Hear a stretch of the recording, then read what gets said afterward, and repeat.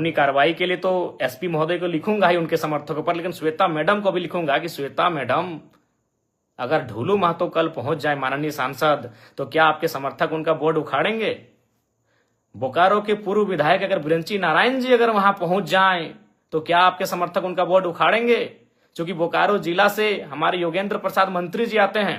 कल को अगर विस्थापितों के समर्थन में योगेंद्र प्रसाद मंत्री जी पहुंच जाएं, तो श्वेता मैडम, क्या आपके समर्थक और आप उनका बोर्ड उखाड़ेंगे?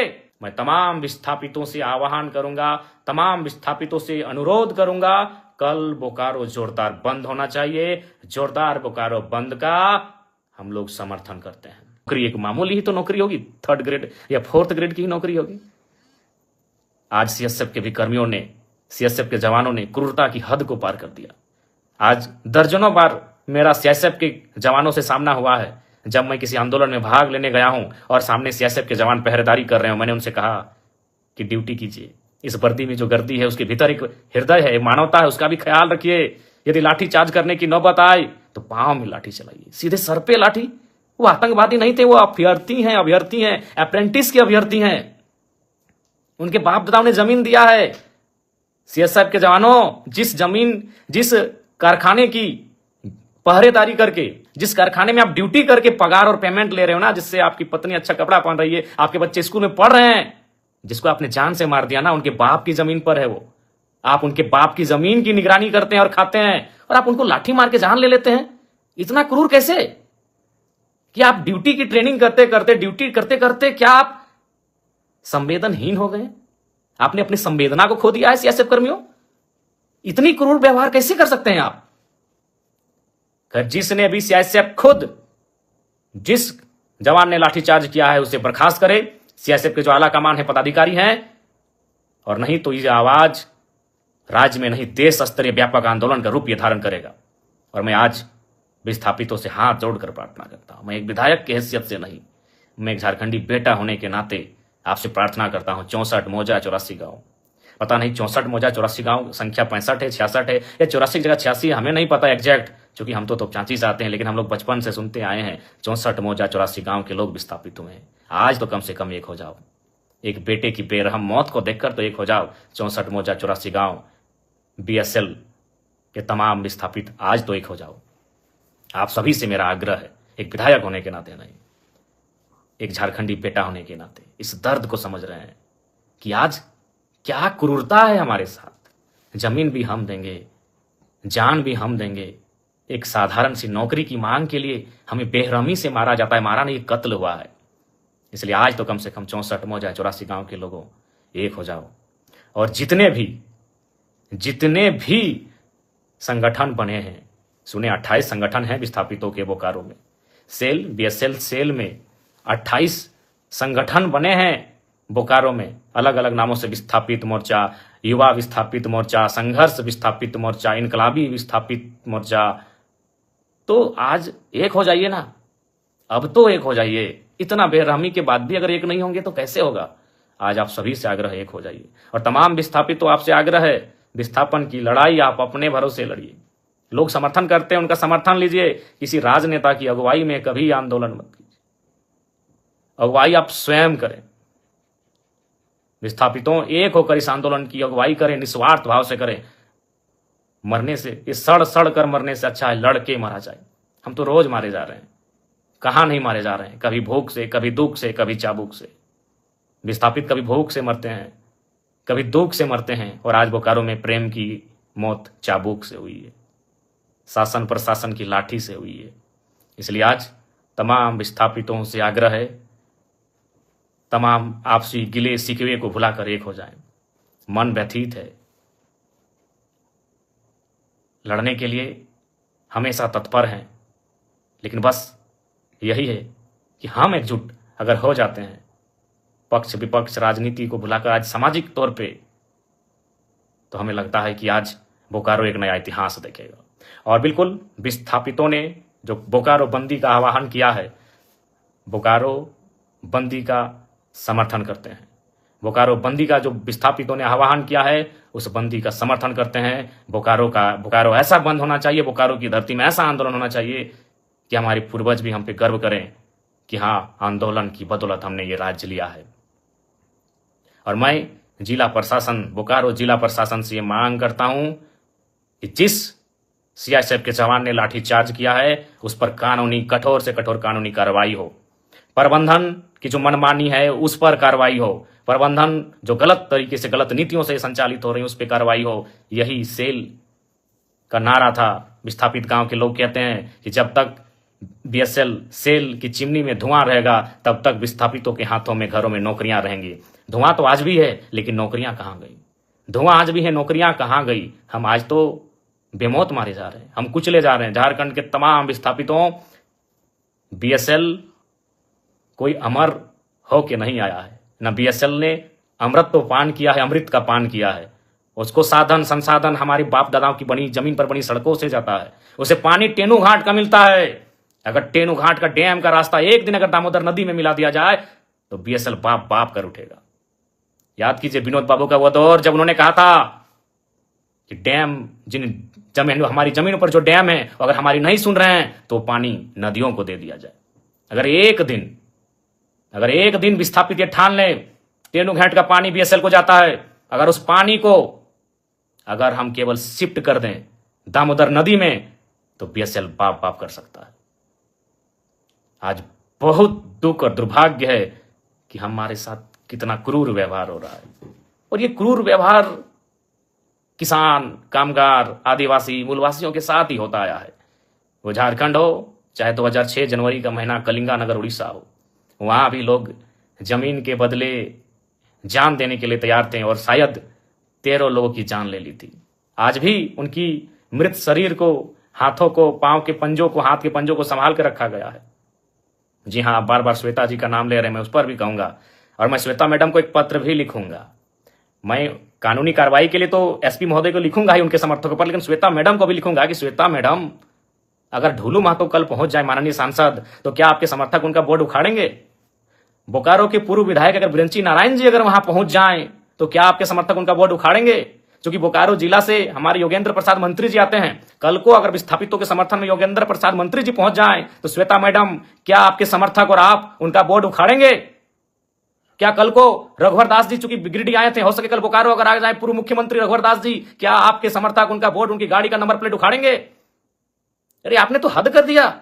और आप क्या बयान दे रही है इंटरव्यू में कि कुछ दिनों पहले, अरे आप जब विधायक बनी है ना मैडम, तब से आप में ये तेवर है। जब हम विधायक नहीं बने थे ना, उससे पहले से हम विस्थापितों की आवाज बनते आए हैं और विस्थापितों के धरने में, आंदोलन में सहभागिता देते आए हैं।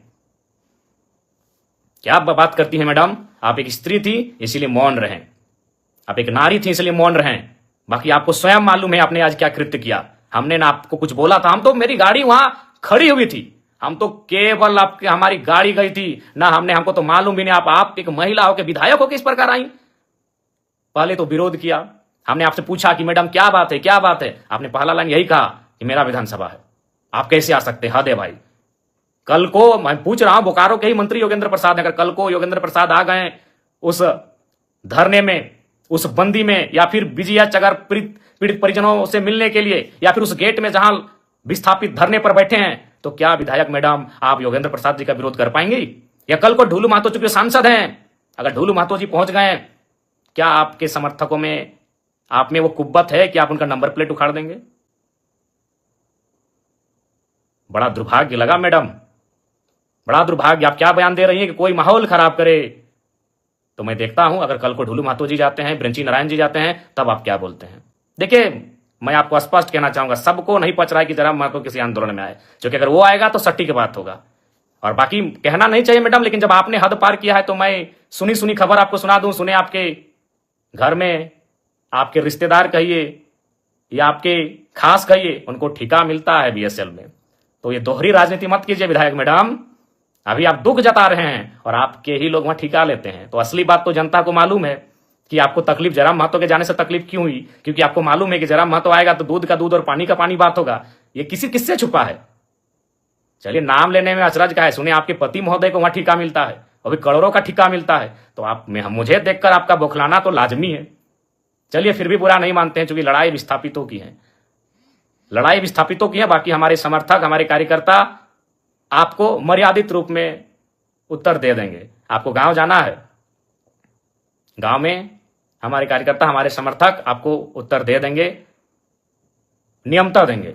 लेकिन आपका ये जो बयान, ये भर्सन कि बोकारो मेरा है, बोकारो विधानसभा मेरा है, वही तो हम देख रहे हैं। अगर कल योगेंद्र प्रसाद, चूंकि तो गोमिया के विधायक हैं, आपके हिसाब से गोमिया के विधायक हैं, अगर वो कल चले जाते हैं माननीय योगेंद्र प्रसाद, तब आपके समर्थक उनका बोर्ड तोड़ते हैं कि नहीं तोड़ते, ये भी हम देखेंगे। ढोलू महतो जी अगर चले जाते हैं तो आपके समर्थक उनका बोर्ड तोड़ते हैं कि नहीं तोड़ते हैं, हम ये भी देखेंगे।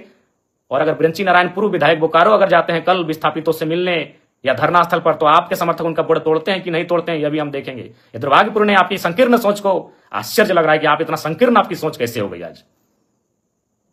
खैर, सोच आपकी संकीर्ण कैसे हुई, और हम तो बिल्कुल स्पष्ट कहेंगे, झारखंड वासियों, विस्थापितों, विधायक मैडम के साथ जितने लोग पीछे खड़े थे, आप करीब से उनको चेक कर लीजिए, वो झारखंडी नहीं थे। विधायक मैडम के पीछे जितने लोग थे, जो बोर्ड हमारी गाड़ी का, चूंकि हम पीछे आ गए, हमारे समर्थक भी हमें घेर लिए थे, हमारे समर्थक नहीं, जो विस्थापित लोग धरने की दादा आप मत जाइए उधर, उसी बीच उन्होंने हमारी गाड़ी को तोड़फोड़ करना शुरू किया। और हमने पहले ही कह दिया था कि उनको जो करना करे, वो नारी है, हम कुछ नहीं बोलेंगे। बल्कि हमने आपको प्यार से बुलाया कि मैडम बात क्या है, क्यों यह व्यवहार आप कर रही हैं। ये बहुत ही दुर्भाग्य की बात है, आपका जो ये व्यवहार रहा, यह बहुत ही दुर्भाग्य की बात है। लेकिन फिर भी हम उस पर चर्चा नहीं करेंगे, क्योंकि यहां सवाल विस्थापितों के साथ न्याय का है। बाकी आपको हम एक पत्र लिख रहे हैं, उस पत्र का आशा करते हैं आप उत्तर देंगे। पुनः विस्थापितों, आपसे यही कहेंगे कि आप अब तो एकजुट हो जाइए, आप एकजुट हो जाइए। कब तक अलग अलग बैनर में, कब तक अलग अलग नामों से, युवा विस्थापित मोर्चा, क्रांति विस्थापित मोर्चा, उलगुलान विस्थापित मोर्चा, किसान विस्थापित मोर्चा, कब तक? अभी समय है, एकजुट हो जाइए। और आप सभी से आग्रह है, और फिर कहेंगे, हम तमाम विस्थापितों से आह्वान करेंगे, कल बोकारो का जोरदार बंद किया जाए। मैं तमाम विस्थापितों से आह्वान करूंगा, तमाम विस्थापितों से अनुरोध करूंगा, कल बोकारो जोरदार बंद होना चाहिए। जोरदार बोकारो बंद का हम लोग समर्थन करते हैं, और बिल्कुल समर्थन ही नहीं करते हैं, एक कोने में हम भी खड़ा रहेंगे, एक विस्थापित का बेटा बनकर, एक विस्थापित का भाई, एक विस्थापित का सहयोगी बनकर एक कोने में मोर्चा संभाल के हम भी खड़ा रहेंगे। एक नेता की हैसियत से नहीं, एक विधायक की हैसियत से नहीं, एक झारखंडी की हैसियत से हम भी एक कोने में, जहां आप बंद करेंगे वहां हम एक कोने में खड़ा रहेंगे। कल चूंकि हमारा गिरिडीह में उपायुक्त से पूर्व का एक कार्यक्रम है, उपायुक्त और 6 के 6 विधायकों के साथ आधा घंटा का बैठक है, उस बैठक को समाप्त करके हम निस्संदेह बोकारो की धरती में आएंगे। तब तक हमारे जितने भी समर्थक हैं, हमारे जितने भी चाहने वाले हैं, हमारे जितने भी कार्यकर्ता हैं, उन सभी से मेरा आग्रह होगा, बोकारो बंद का जोरदार समर्थन करेंगे, विस्थापितों की आवाज को बुलंद करेंगे। और प्रेम महतो जिनकी बेरहमी से हत्या हुई, इस हत्या नहीं, ये शहादत कहें, उन्होंने विस्थापितों के लिए शहादत देने का कार्य किया है। आज बस आग्रह यही है कि इस बार एकजुट हो जाए यार। छोड़िए विधायक मैडम, सबको मालूम है उनको हमारे नाम से क्यों चिड़चिड़ा हुई, हमारे नाम से उनको क्यों तकलीफ हुई, किसी से छुपा नहीं है। क्योंकि हम तो वही पूछ रहे हैं ना भाई, हम दूसरा क्षेत्र का विधायक थे। अरे मैडम, हम जेल कैंप पार्टी के केंद्र अध्यक्ष हैं, 40,000 वोट हमें भी मिला है बोकारो विधानसभा से, इस बात को भूलिए मत। और हम देख रहे हैं ना, कल जा रहे हैं, मंत्री महोदय सुन रहे जा रहे हैं, योगेंद्र प्रसाद जी, ढोलू महतो जी जाएंगे, देखते हैं आप विरोध करते हैं कि नहीं, देखते हैं भैया, हम भी देखते हैं। बाकी पुनः कहेंगे, 64 मौजा 84 गांव, एकजुट हो जाइए। और सीआईएसएफ के जवानों, इतना क्रूर कैसे? भगत सिंह सही कहते थे कि आजादी तो हम अंग्रेजों से ले लेंगे, लेकिन क्या वो आजादी गांव तक जाएगी या अमीरों के हाथों में रह जाएगी? बिल्कुल अमीरों के हाथों में आजादी है। आज भी उद्योग घरानों के हाथों में आजादी है, उनके इशारे पर पुलिस काम करती है, उनके इशारे पर प्रशासन काम करती है। और मैं झारखंड पुलिस से भी आग्रह करूंगा कि ये आपका क्षेत्र था, झारखंड पुलिस से भी मैं आग्रह करूंगा कि आप सुरक्षा दें, विस्थापितों के आंदोलनकारियों को सुरक्षा दें, विस्थापितों की आवाज को सुरक्षा दें। मैं मैं बोकारो उपायुक्त मैडम से भी कहना चाहूंगा, जो लोग दोषी हैं उन पर कार्रवाई की प्रक्रिया को फौरन आरंभ करें। विस्थापितों की आवाज बुलंद हो, विस्थापितों को न्याय मिले, विस्थापित एकजुट हो, मैं यही चाहता हूं। जय झारखंड, जोहार झारखंड।